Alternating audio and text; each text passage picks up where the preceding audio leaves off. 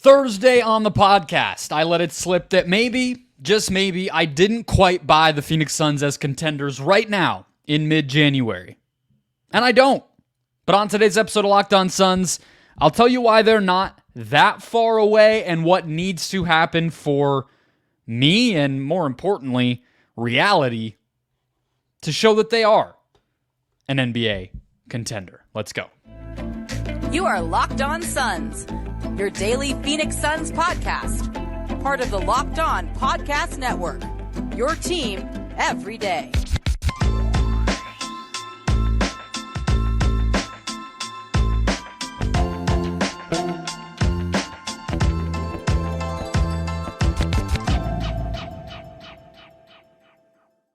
And we're back. This is Locked On Phoenix Suns. We're part of the Locked On Podcast Network. I'm your host, Brendon Kleen, a credentialed media member covering the Suns for the past 7 seasons, a writer at Suns.com, and the host of the Just Basketball Show wherever you get your podcasts.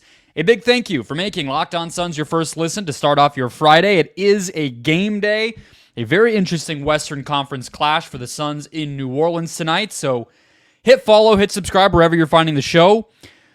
We're free and available everywhere, including YouTube. When you hit that button, you get a new show in your feed every single Monday through Friday to get caught up on all things Suns, to celebrate wins, to get the latest news, to get my analysis on every single thing going on in Suns land. So become an everydayer, get locked onto the Suns right along with me all season long, simply by hitting that button. Today's show is brought to you by Prize Picks. The easiest, most exciting way to play daily fantasy sports. Go to prizepicks.com/LockedOnNBA. Use the code LOCKEDONNBA when you make your first deposit to get that deposit matched up to $100. We will have more from Prize Picks later on in the show, but let's get to contendership. That is maybe not a word, but it is the topic of today's show. And look, I'm not just doing the show because I got some questionable reactions. I know Suns fans want to be optimistic, and I'm still optimistic too. But I've gotten a little bit of feedback at times when I say that they're not yet a contender. Not just last night, not just on Thursday's show, but throughout the season. There's always going to be people who are even more negative than that. There's going to be people who are more positive. I want to try today to get straight through the middle and tell you what needs to happen for them to be a contender. That's more positive. That's more optimistic. So let's get into that. We'll go offense and defense. Very easy breakdown here. But let's start with the number that I think is incredibly optimistic, incredibly positive for this team. Something that I've been charting throughout the year. When the Suns' big three has been on the court this season, they have a 126.7 offensive rating. If you need to put that in context, the number one offense in the NBA has a 122.4 offensive rating. That is the Indiana Pacers. So they're head and shoulders above that when their best three players play. And honestly, if you look toward the playoffs, and that's obviously what we're doing today when you think about winning a title, how you look in the postseason matters a lot more than what your rotations and style is in January. 2 of the 3 guys are going to be on the court at all times. The only 2-man group that hasn't played well out of that trio so far is Durant and Beal. Every other 2-man grouping, I guess it's only 2 others, right? KD and Book, Beal and Book, has worked great. And so, no matter how you slice it, the super team model from an offensive standpoint is working for this team. You add Grayson Allen in there, and when the big 3 plus Grayson have been on the court, the Suns have a 128.9 offensive rating. And these are all fairly substantial sample sizes at this point. I mean, nothing huge, but the big 3 have played 175 minutes together. The big 3 plus Grayson have played 143 minutes all on the court together. We're getting towards something really, at least you can get your arms around it. It might not be the most statistically accurate or clear sample yet, but we're getting there, and all indications are that it's been great. Now, of course, if you're going to paint a negative picture about this offense, there's a few places you would have to go. And it's primarily going to come late in games. if you're painting a pessimistic picture, right? The Suns are up to, this sounds bad to say up to, but it is trending in a good direction. 23rd in point differential in the clutch, which is literally just last 5 minutes, close game. How much are they getting outscored by? I believe that it's down to a minus 17 margin on the season after the most recent Kings game. But they still have the second most turnovers in the clutch in the NBA. And that brings us to the overall fourth quarter, where they still have the worst fourth quarter net rating in the NBA by a huge margin. And this is another part of what I've been focusing on, which you would think doesn't align with turning the ball over a lot. But the Suns are also the slowest team in the NBA in the fourth quarter, at least when it just comes to possessions per game. All right, so somehow they're playing slow, more methodical basketball and yet still turning the ball over. You don't see that a lot. So it's just any angle, any way that you slice it, it's not been good.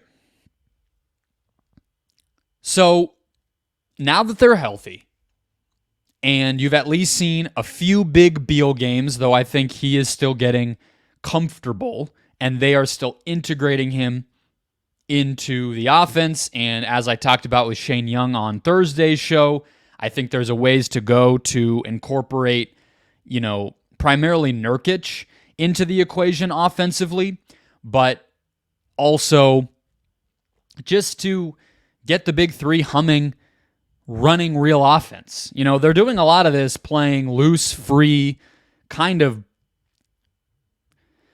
stuck in the mud basketball a lot of the time. I mean, that's tremendous when you look at it as they're one of the better units in the league and don't even look cohesive yet. But that's step one, get cohesive. But if I'm looking at what the Suns need to do on the offensive end of the court to become a championship contender, the answer is not much, of course, because all the things I just showed you are pretty damn good. Obviously, the clutch needs to improve. There needs to be more structure. I do tend to think that will come with time, and as long as everybody is committed to figuring it out and not playing selfishly and, communicating, being willing to sacrifice and everything else, I think that'll come. I think the place that I look, whether it's the fourth quarter or just overall, is the low-hanging fruit is clean up the turnover and rebounding problems. I would say that the rebounding is a little easier to do on the defensive end, which we will get to, but I think if you are able to put more size on the court eventually, you can also start to offensive rebound a little bit better. But especially the turnovers. It's not going to cut it to be coughing up the ball in big moments like the clutch or just as often as they do throughout these games and expect to compete with the best teams in the NBA, right? Because the reality is, those numbers I shared, all the best teams in the league have similar numbers when their best players are out there. It's nice that the Suns are high up on that list and are performing very, very well, but an offense that scores at that mark but turns the ball over a lot is just frankly worse than an offense that scores the ball that well but doesn't turn the ball over. It's bad to give up those opportunities to your opponent.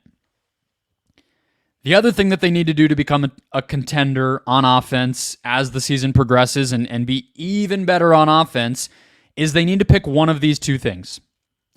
They need to either dominate from behind the arc or inside the paint.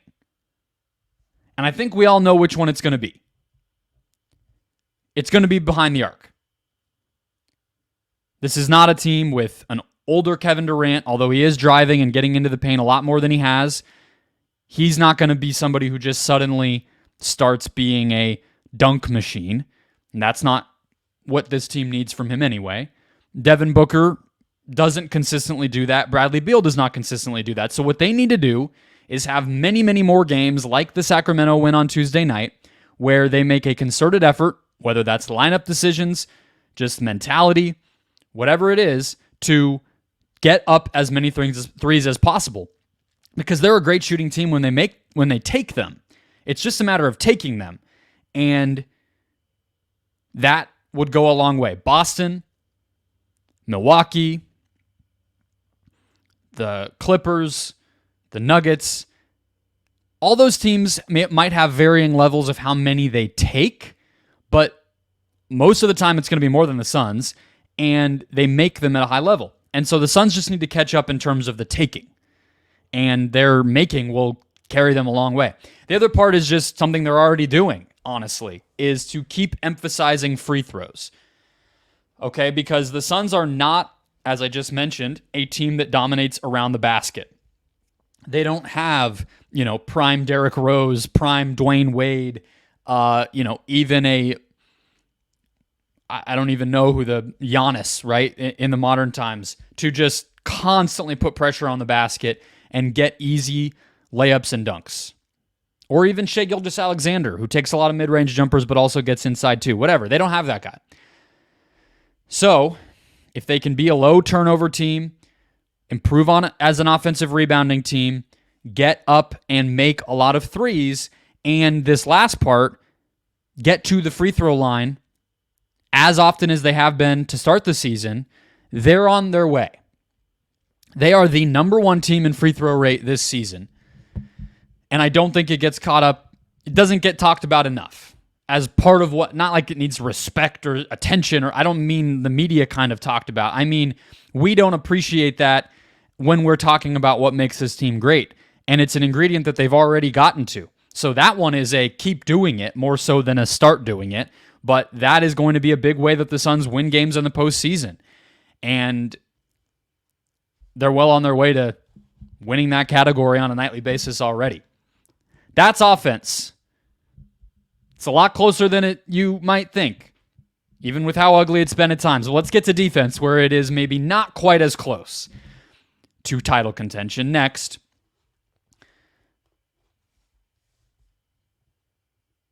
First, today's show brought to you by eBay Motors. Our partners at eBay Motors this season have paired up with Locked On Fantasy Basketball host Josh Lloyd to bring you some of the best fantasy picks each week all season long. So whether you're prepping for a daily draft or scouting the waiver wire every week, eBay Motors and Josh Lloyd are going to provide you players that are guaranteed to fit on your roster. Let's see who Josh has picked out this week on eBay's Guaranteed Fit Fantasy Picks of the Week.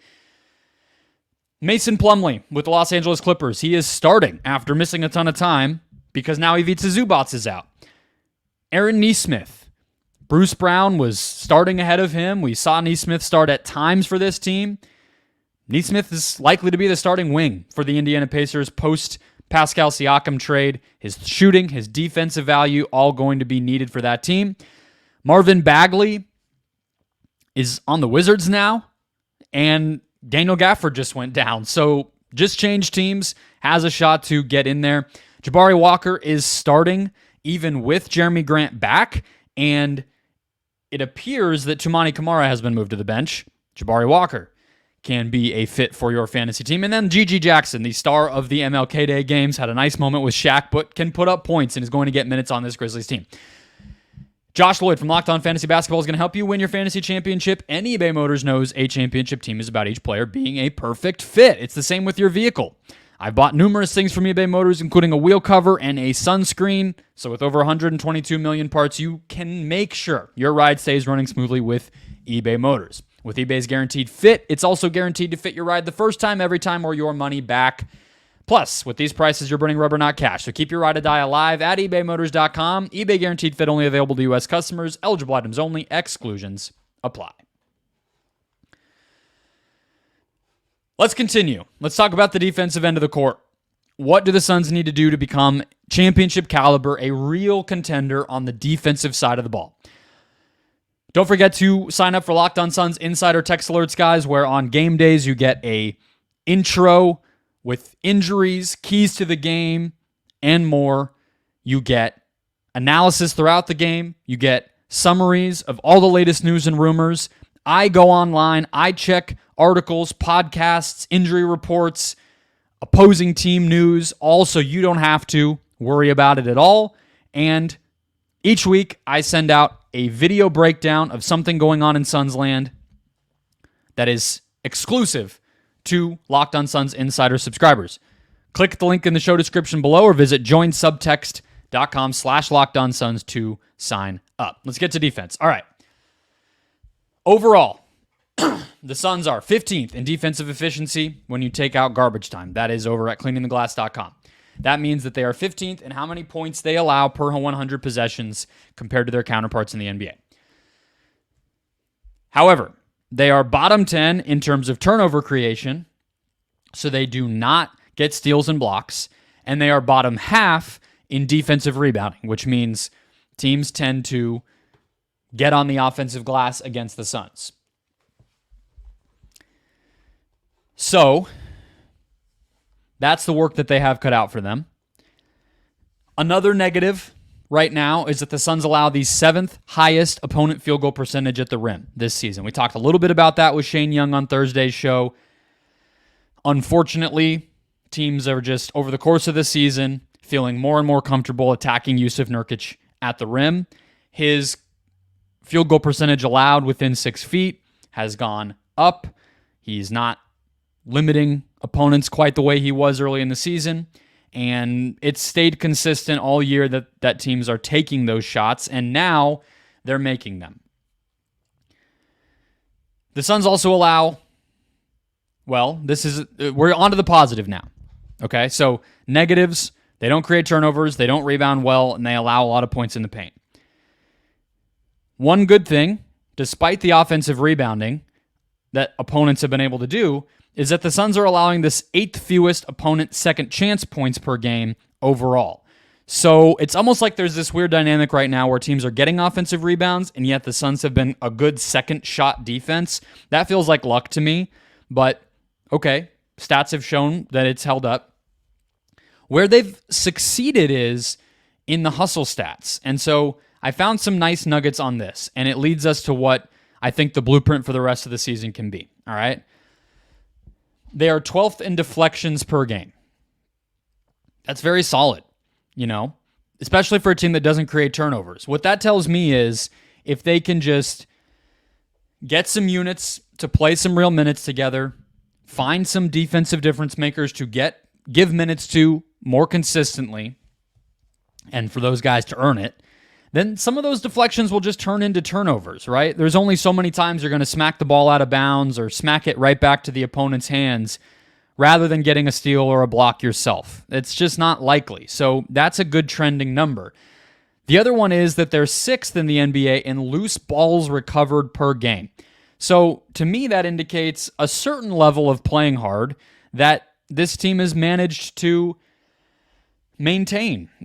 I think Booker has made an effort there. I think obviously guys like Okogie and Goodwin are always going to be in that high in that category. And so when I look at guys who are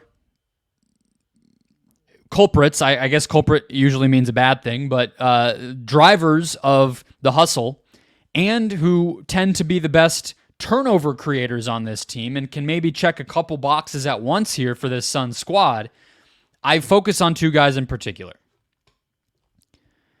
Josh Okogie, for sure, but I think we're learning 10 to 15 minutes is the sweet spot for him. And Chimezie Metu. Chimezie Metu is a guy that you can trust to get a read the passing lanes, steal into a dunk at least once per game, it feels like. And the numbers show that the Suns as a team tend to create more turnovers when he's on the court. So those guys are currently in the rotation, especially with Bol hurt. Metu has returned. But the one guy who's not in the rotation, who I do still think can be a solution here, maybe it'll end up that he is also in the 10 to 20 minute range, like Okogie and Metu, more so than a starter. Maybe that's just the reality we have to expect, but I'm talking about Keita Bates-Diop. Keita Bates-Diop has like just under 2% steal rate, so on basically 2 out of every 100 possessions that he's on the court defensively, he's getting a steal, and about a 4% block rate, which means 4 out of every 100 possessions that he's on the court, he gets a block. Those are really good numbers, And that has maintained. He also is a good offensive rebounder when he's out there. The problem is he just has not really been a good connector on the offensive end, and he seems to have absolutely no confidence in his jump shot right now.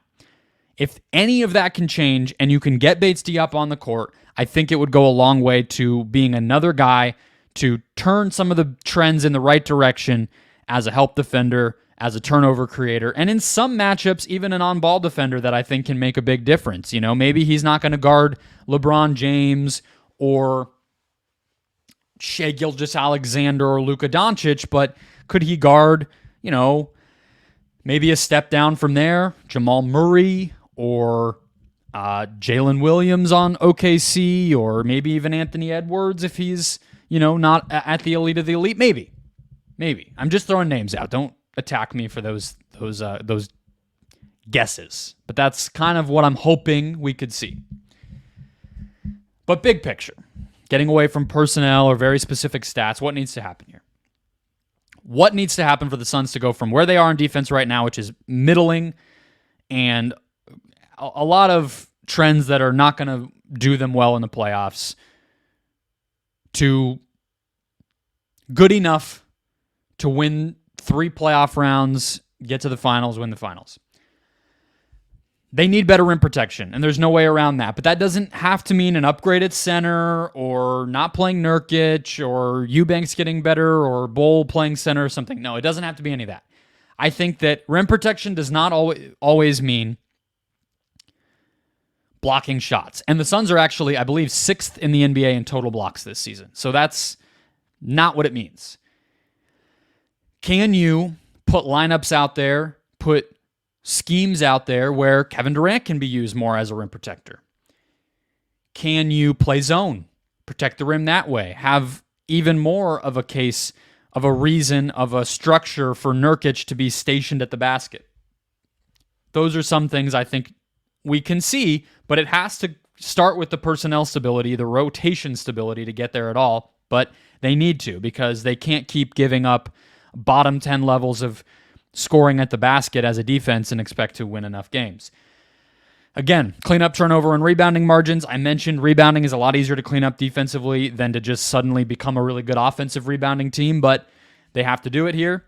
And then this has been a through line with everything I've said, but they need to get more size on the court. And that's where, if Metu, Bates-Diop, Nasir Little, Eubanks, if those guys aren't consistent enough, this is where a trade has to come. Can you get a backup big, either in trade or on the buyout market? Can you upgrade somehow to get even one more veteran wing on this team? It would go a long way. If they can, put it this way, if they can turn 2 of Metu, Bates-Diop, Little, and trade target X, Y, or Z, 2 of those body of players into playable playoff rotation guys, that might be enough to convince me the whole damn thing can work.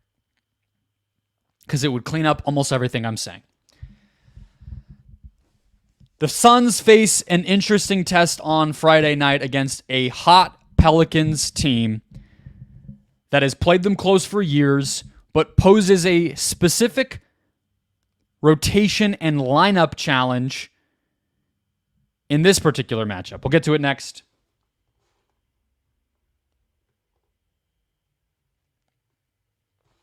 First, today's show brought to you by PrizePicks, the best place to play daily fantasy sports. And with the basketball season here, you can now pick combo projections across football and basketball from the Specials League, courtesy of PrizePicks. Here's how the Specials League works. You combine sports. You go football and basketball, for instance. Maybe you are going to ride the 49ers and the Warriors. Maybe you go Brock Purdy touchdown passes, Steph Curry threes made. Just one example. That's how it works. PrizePicks also offers quick withdrawals, easy gameplay, and enormous selection of players and stat types to make them the number one daily fantasy sports app. And remember, at PrizePicks, it is not you versus a person. It is not you versus a league. It is not you versus a pool. It is you versus the PrizePicks player projections. You just pick more or less, and you can win up to 25 times your money. Go to prizepicks.com/LockedOnNBA to try it out, and use the code LockedOnNBA when you make your first deposit to get it matched up to $100. That's prizepicks.com/LockedOnNBA, promo code LockedOnNBA for a first deposit match up to $100. PrizePicks, daily fantasy sports made easy. Let's close out the show here. We are talking Suns Pelicans. I don't know how much we will see the Pelicans go super small, but they've been doing it a decent amount since Larry Nance Jr. returned to the lineup. He is a guy who has health concerns every season, so he's not somebody who typically can play 30, 35 minutes. And they have Jonas Valanciunas on their team who they know they need to keep out there for his offensive rebounding, and he's a good player. He can score in the post and sometimes shoot it. So this is a perfect example of what a regular season environment will look like when it comes to small ball, right? It's very tempting to get very excited about the Suns' small ball lineup that they showed at the end of that Kings game, but Durant's not a full-time center. That's not a smart thing to do. You don't want to have him deal with so much wear and tear. You don't want to... You just don't want to show your hand, frankly. But if the Pelicans do that, I think it's going to be an awesome test. One of if Vogel is going to go back to it, and two, if it can hold up. So just for the numbers, because it's fun, McCollum, Jones, Herb Jones, Brandon Ingram, Zion Williamson, Larry Nance, that five-man unit has been killing it. They're like plus 23 per 100 possessions in 45 possessions this season for the Pelicans, especially good on the defensive end of the court. Overall this season, they are outscoring teams by 5 points per 100 possessions with Nance on and Valanciunas and Zeller both off. So basically, anytime they've had Nance as the center, they're outscoring teams by about 5 points per 100 possession. Nothing incredible, but pretty good. Where it gets interesting, though, is not really about Larry Nance. Just like it wasn't really about Domantas Sabonis the other night. Because, look, the Suns, part of why you do a small look like that, for the most part, is you switch a lot. And so, yeah, you need Durant as a rim protector, as a rebounder, but you also need everybody to be comfortable guarding against everyone on the opposing team. That brings me to Eric Gordon, who I think is maybe the guy getting the least shine off of that win the other night. I think he had 0 points in the first half and all 12 in the second half. But defensively, he made multiple stops coming against switches where I don't know if the Kings were trying to attack him specifically or it just sort of ended up that way. Regardless, that's part of why this team brought him in. And again, just because of the lineup fluctuation and the inability to kind of just settle on one style of play as a result, the Suns haven't been able to get defensively the best out of Gordon. Now, what is the best of Gordon? I don't know. I mean, it's not all defense. He's in his mid-30s now and isn't the quickest dude, so you're not going to have him be putting the clamps on a lot of guys, but this is a very good matchup with Gordon, too. If we were to see that same five-man small ball lineup, but really anytime he's on the court and the Suns are switching and whatnot, because they don't really have an ideal Brandon Ingram matchup in this game, and if they were to maybe put KD on Ingram, well then, okay, what's the plan against Zion? How are you helping at the basket to take the drives away from Zion? It starts to add up. So we know Okogie, he's guarded Zion in last season's matchups, but I'm interested in Gordon as a Zion matchup because he has the strength, he has the footwork and the sturdiness to wall off. He's not going to stop Zion Williamson if Zion wants to score. But he can at least provide enough resistance to allow that help to come and maybe get a couple swipes and steals on Zion. I could see that. It's time to be creative, and the small ball unit itself is only one aspect of that. How you deploy defensively different types of units to make up for your disadvantages from a talent and athleticism standpoint is going to go a long way.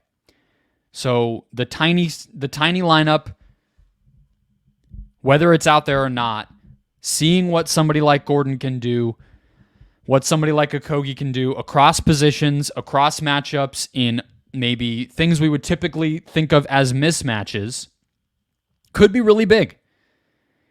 And Zion is a perfect example. Also, this season, he's really worked to use his gravity to play as a passer more. So you're not really having to guard the freight train 40-point blow-up type of offensive weapon version of Zion anymore. You're kind of having to guard the whole Pelicans team. And I just think it's going to be a really fascinating test.